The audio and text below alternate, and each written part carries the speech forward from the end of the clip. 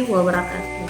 Perkenalkan, nama saya Herlin Hasbah dengan NIM B2206382, kelas 02D Sinjai. Saya adalah salah satu mahasiswa program studi lanjutan S1 Kebidanan di Universitas Megabuana, Palu. Sebagai tugas individu dari mata kuliah Evidence Based pada praktik kebidanan dengan dosen pengampu Ibu Kasmayani SST MK. Saya akan memaparkan tentang implikasi dan penerapan evidence based pada breathing valve dalam mengurangi nyeri persalinan. Selamat menyaksikan.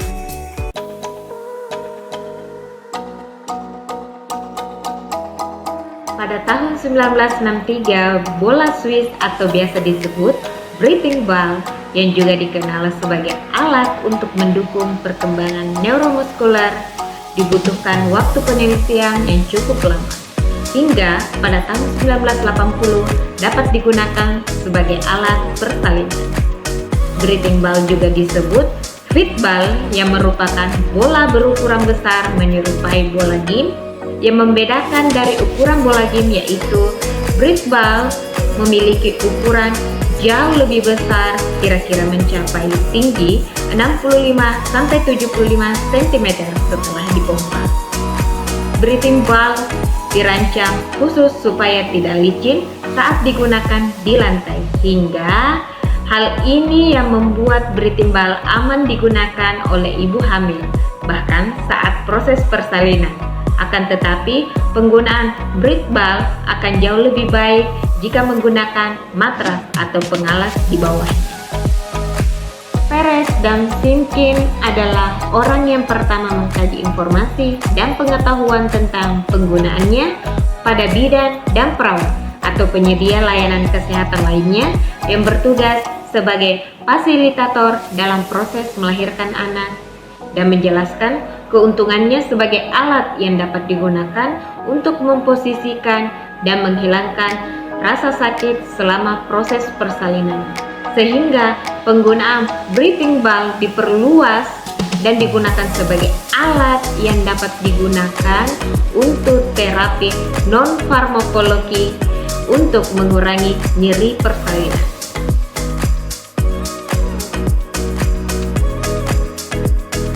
Breathing valve merupakan salah satu cara untuk membantu ibu mengatasi rasa nyeri pada proses persalinan dan persalinan.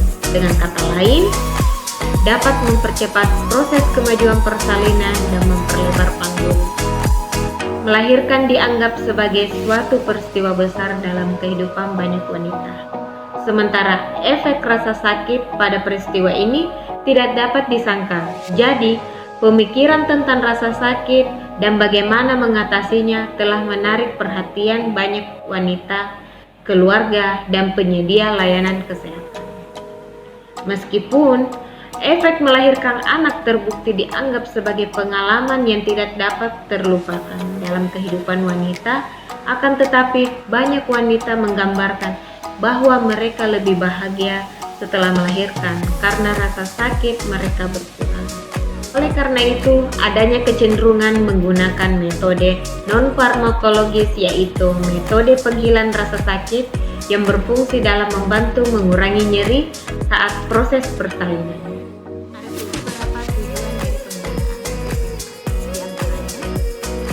Membuat rileks otot-otot dan ligamentum. Melakukan latihan gerakan goyang panggul dengan menggunakan breathing valve dapat membantu memperkuat bagian otot perut dan punggung bagian bawah. Kedua, membuat kepala janin cepat turun, melatih jalan lahir, dan membuat otot dasar panggul menjadi elastis dan lentur. Saat posisi ibu duduk pada bagian atas bola dan melakukan gerakan menggoyangkan dan gerakan memutar panggul, di mana gerakan ini akan membantu memberikan tekanan pada perineum tanpa ibu harus banyak mengeluarkan tenaga. Selain itu, juga dapat membantu dalam menjaga posisi janin agar sejajar dan janin segera turun ke dasar panggul. Beberapa gerakan dengan menggunakan breathing ball dapat membuat dasar panggul bermanuver dan membuat luas sisi kiri dan kanan serta depan dan belakang yang bisa mengurangi tekanan di tulang ekor. Keempat, memposisikan janin ke posisi yang benar. 5. Membuat ibu hamil merasa nyaman dan membantu kemajuan serta mempercepat proses persalinan. Gerakan gravitasi dapat membuat peningkatan lepasnya endorfin yang disebabkan oleh adanya elastisitas dan lengkungan bola yang merangsang reseptor pada bagian panggul yang bertanggung jawab untuk mensekresikan endorfin. Mempersingkat kala satu persalinan dan tidak memiliki efek negatif pada ibu dan janin.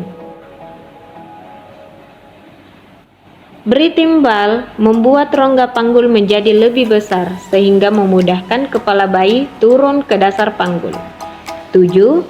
Menyembuhkan masalah pada tulang dan saraf melalui latihan dengan menggunakan breathing ball. Sedangkan pada saat kehamilan dan proses persalinan, bola ini dapat membantu merangsang refleks postura. Dengan duduk di atas breathing ball, maka akan membuat ibu akan merasa lebih nyaman. 8. Menurunkan rasa nyeri. Melakukan goyangan dengan lembut pada bola dapat membantu menurunkan rasa nyeri ketika munculnya kontraksi pada saat proses persalinan, khususnya kala 1. 9. Membantu mengurangi tekanan kandung kemih dan pembuluh darah. Latihan dengan menggunakan breathing ball juga dapat membantu mengurangi tekanan kandung kemih dan pembuluh darah di daerah sekitar rahim, membantu otot di sekitar panggul menjadi lebih rileks. Selain itu, dapat meningkatkan proses pencernaan serta mengurangi keluhan nyeri pada daerah pinggang, inguinal, vagina, dan sekitarnya.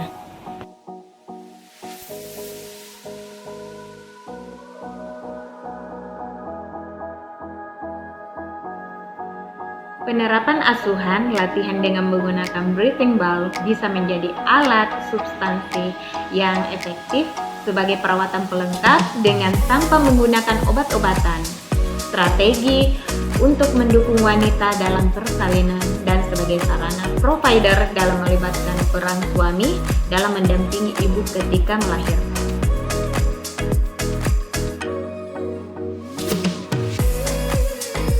Adapun beberapa manfaat dari penggunaan breathing ball. Pertama, membantu mengurangi rasa sakit punggung sehingga memudahkan ibu dalam bergerak. Kedua, meningkatkan aliran darah ke rahim. Ketiga, membentuk postur tubuh yang baik. Keempat, membantu mengurangi ketegangan otot. Kelima, memperbesar diameter panggul guna mengoptimalkan persalinannya nanti. Keenam, meringankan nyeri selama persalinan. Ketujuh, mengurangi rasa sakit saat kontraksi. 8. Meredakan kecemasan dan stres saat persalinan.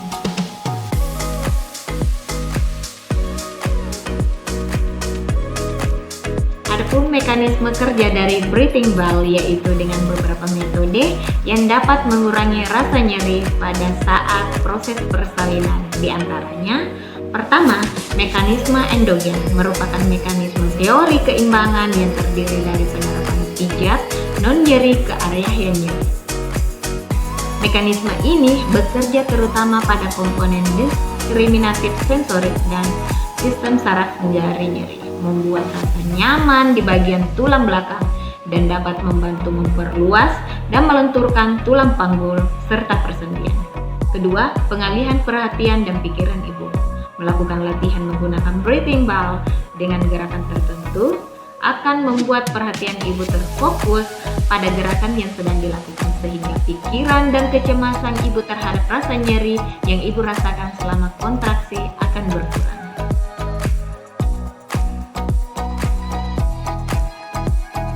Indikasi penerapan asuhan dengan breathing ball yang dapat dilakukan diantaranya: 1. wanita hamil yang bersedia memberikan persetujuan.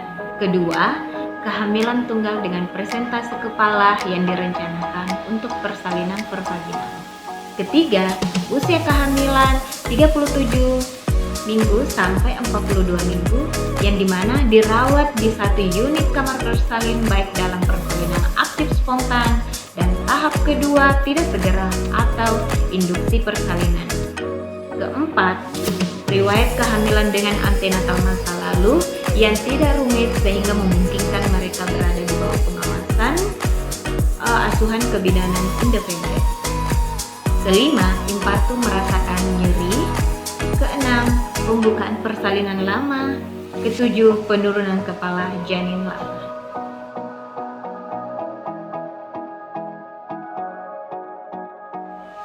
Nah, ada beberapa hal yang tidak dapat dianjurkan untuk melakukan breathing bulb. Di antaranya, pertama, kehamilan ganda. Kedua, janin malpresentase yang tidak dianjurkan persalinan pervaginal. Ketiga, kehamilan rumit yang membutuhkan pemantauan ketat dan mobilisasi yang terbatas.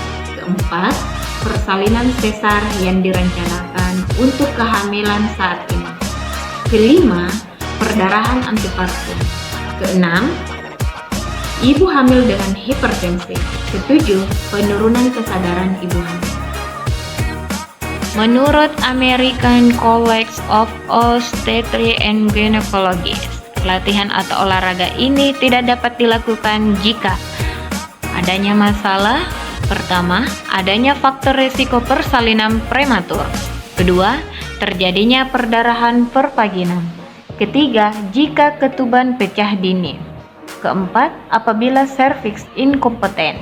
Kelima, ketika janin tumbuh lambat sedangkan untuk ibu hamil yang dianjurkan agar berkonsultasi terlebih dahulu pada dokter atau bidan jika memiliki riwayat, di antaranya adanya riwayat hipertensi, mempunyai riwayat diabetes gestasional, memiliki riwayat penyakit jantung atau kondisi pernafasan yang bermasalah misalnya asma, riwayat persalinan prematur. Demikianlah tadi pemaparan dari saya. Semoga apa yang saya sampaikan dapat berguna dan bermanfaat untuk kita semua. Akhir kata, wabillahi taufiq wal hidayah. Assalamualaikum warahmatullahi wabarakatuh.